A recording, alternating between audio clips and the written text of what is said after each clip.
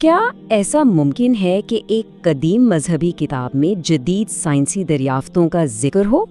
آج ہم ایک ایسی ہی ماخذ کا جائزہ لے رہے ہیں جس کا دعویٰ ہے کہ قرآن میں ایسے کئی سائنسی حقائق موجود ہیں جو صدیوں بعد جا کر دریافت ہوئے۔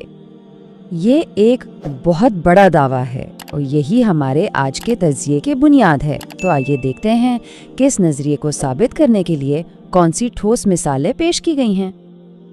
اچھا، تو ہمارا سفر کائنات کے وسیع تصورات سے شروع ہوگا، پھر ہم اپنے سیارے زمین کی طرف آئیں گے اور انسانی جسم کی پیچیدگیوں کو دیکھیں گے، اور آخر میں ہم اس بات پر غور کریں گے کہ ان تشریحات کا اصل مطلب کیا ہے۔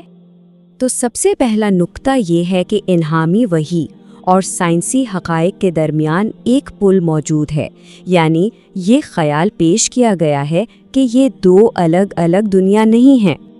اس تجزیے میں ہم ان چند مثالوں پر نظر ڈالیں گے جو اس دعوے کی بنیاد ہیں۔ اس سے ہمیں یہ سمجھنے میں مدد ملے گی کہ آخر یہ تعلق قائم کیسے کیا جاتا ہے۔ چلے سب سے پہلے کائنات کی طرف دیکھتے ہیں۔ یہاں خلا اور ستاروں کے بارے میں کیے گئے دعووں پر توجہ دی گئی ہے۔ تو جو پہلی مثال پیش کی رہی ہے وہ یہ آیت ہے، اور اس میں لوہے کے بارے میں استعمال ہونے والے مخصوص الفاظ پر خاص توجہ دی گئی ہے۔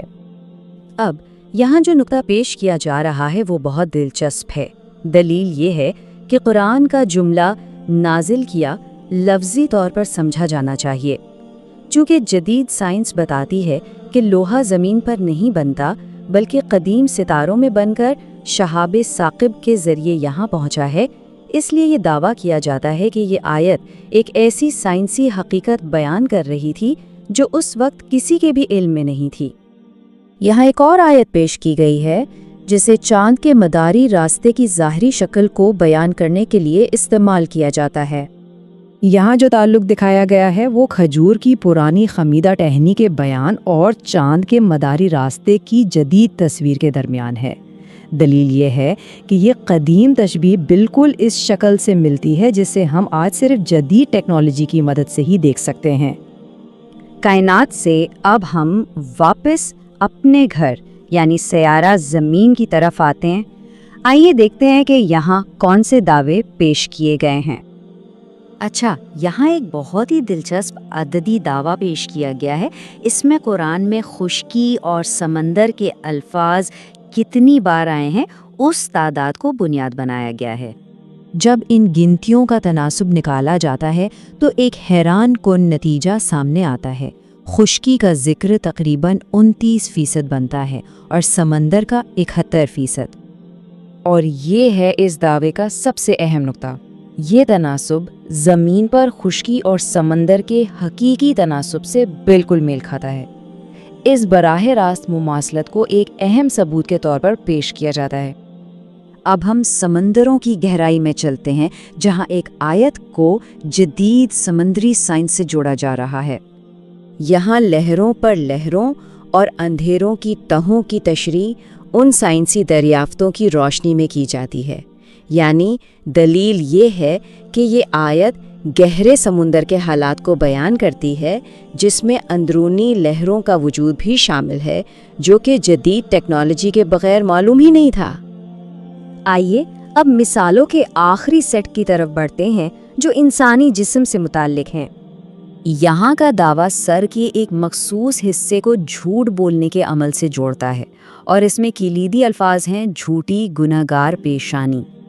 تو یہاں اصل نقطہ کیا ہے؟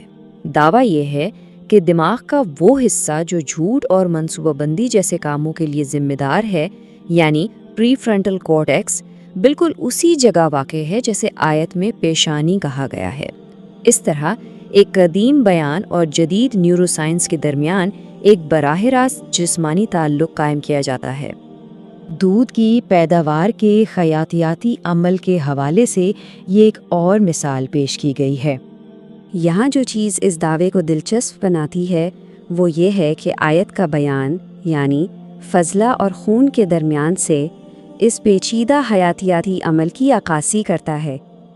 دلیل یہ ہے کہ غذائی اجزاء آنتوں فضلہ سے خون میں جاتے ہیں اور پھر خون انہیں غدود تک پہنچاتا ہے، جہاں سے خالص دودھ بنتا ہے۔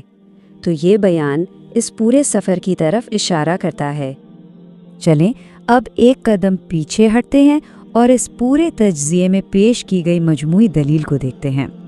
تو خلاصہ یہ ہے کہ ختمی نتیجہ یہ پیش کیا جاتا ہے کہ یہ تشریحات قرآن کے معجزاتی نوعیت کے ثبوت ہیں۔ یہ استدلال کیا جاتا ہے کہ ان سائنسی حقائق کی موجودگی اس بات کی نشاندہی کرتی ہے کہ یہ انسانی تصنیف نہیں ہو سکتی۔ اور ہم اس تجزیے کو اسی سوال پر ختم کرتے ہیں کہ جدید علم قدیم متون کو پڑھنے اور سمجھنے کے انداز کو آخر کس طرح نئی شکل دیتا ہے۔ یہ سوال سائنس، تشریح اور ایمان کے وسیع تر تعلق پر غور کرنے کی دعوت دیتا ہے، اور یہ ظاہر کرتا ہے کہ ہمارا حال ہمیشہ ہمارے ماضی کو سمجھنے کے انداز پر اثر انداز ہوتا ہے۔